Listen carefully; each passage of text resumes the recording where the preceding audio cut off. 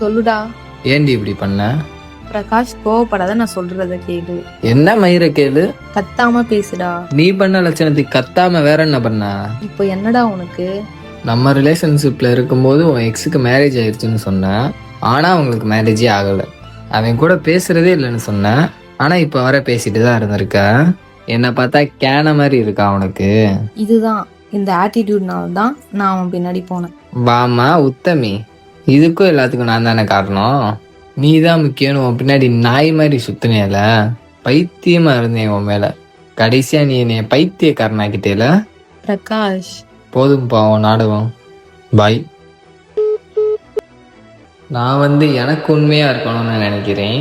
ஆனா அவனுக்கு உண்மையா இருக்கணும்னு நினைக்கிறேன். என்னடா வாழ்க்கை.